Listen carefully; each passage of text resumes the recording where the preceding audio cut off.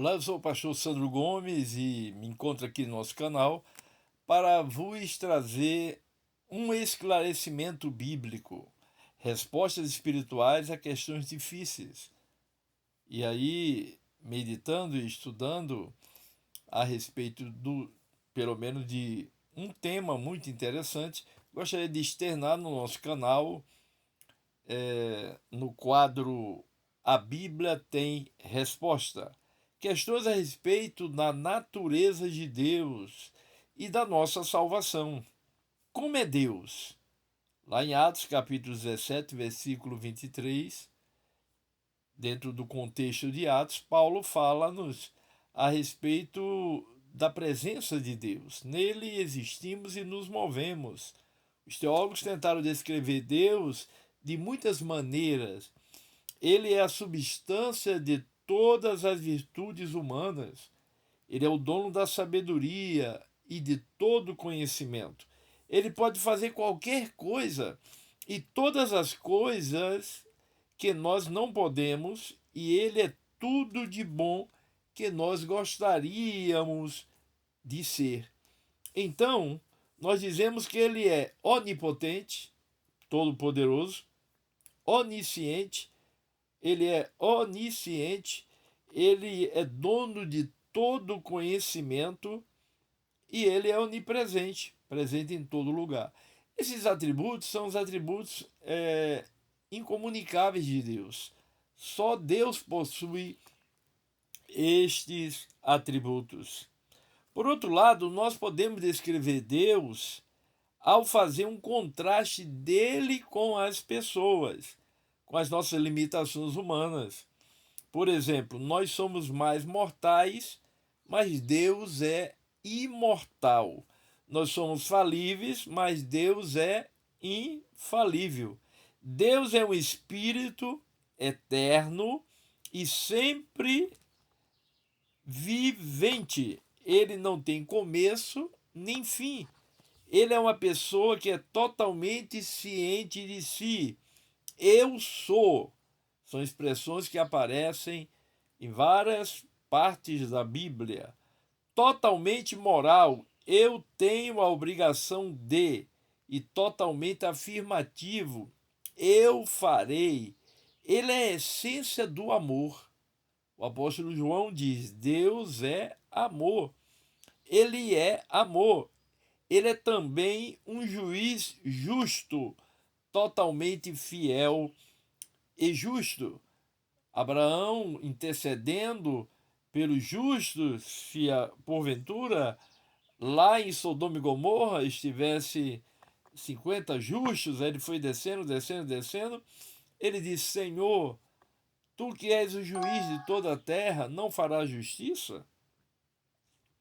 Deus é pai de toda a criação, o criador de tudo. Ele é todo-poderoso e é ele quem sustenta o universo. Ele existe fora do universo. Os teólogos chamam isso de transcendência. Ainda está presente através do universo. Os teólogos dizem que ele é imanente, tem a ver com a imanência. E ele faz suas próprias leis. Ele existe na natureza, mas ele não é a natureza. Não vamos confundir com uma crença errônea que é o panteísmo, que diz que tudo é Deus e Deus é tudo. Ele, na verdade, não é a natureza, nem está preso às leis dela, como os panteístas afirmam. Ele é a fonte de toda a vida e de tudo que há nela. A melhor descrição de Deus é o nome que ele deu a si mesmo aos israelitas primitivos: Iavé. Iavé é geralmente traduzido como Jeová ou Senhor. Os estudiosos acreditam que esse seja o tempo verbal e fio do verbo hebraico ser e estar. E literalmente significa aquele que faz todas as coisas a serem. Portanto, eis aí essa definição, nosso Deus ele é infinito. Também eu gostaria de salientar que o nosso Deus, para ele, não há circunferência. Ele está no centro de tudo, porque ele é infinito. Eu costumo dizer para os nossos alunos de teologia, inclusive estou gravando este vídeo e vamos projetá-lo lá para a nossa turma, no nosso polo, lá no Ministério Renascer. Eu costumo dizer que Deus não se adianta, é o homem que se atrasa. E Deus não se atrasa, é o homem que se adianta. Portanto, este é o nosso Deus. Eu comentei sobre a crença errônea, que é a crença panteísta, que confunde Deus com a natureza e quer colocar Deus sujeito à natureza. Deus é Deus. Falei lá para a turma lá de teologia, quando nós estávamos estudando sobre bibliologia, que o nosso Deus se revela através da natureza. O Salmo 119 diz que os céus proclamam a glória de Deus. E o firmamento, que são os céus, anuncia a obra de suas mãos. Há um argumento da existência de Deus, que é o argumento cosmológico, da causa e do efeito. Todo este universo, ele está aí, ele é o grande efeito. Mas e a causa? Também há um argumento que é o argumento teleológico, que tem a ver com planejamento. Este universo foi planejado. Ele não veio por acaso. Se o Sol estivesse mais distante, nós seríamos congelados. Se ele estivesse mais próximo, nós seríamos tostados, igual uma batata frita. Mas há uma ordem. Está escrito que Deus dá limite, inclusive, às águas do mar. O livro de Jó é um dos mais antigos da Bíblia. Contudo, no livro de Jó está escrito que o Senhor é quem sustenta a terra sobre o vazio, como também dá peso ao vento. E isso só foi descoberto bem depois. A lei da gravidade é uma realidade. Isaac Newton, ele, inclusive, lia as escrituras.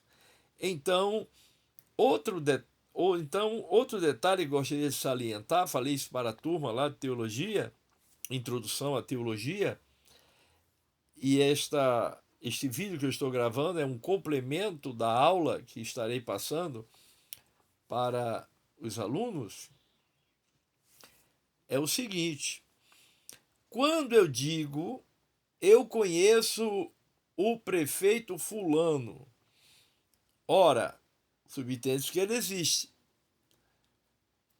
Da mesma forma, a Bíblia não procura apresentar argumentos como o teleológico, cosmológico,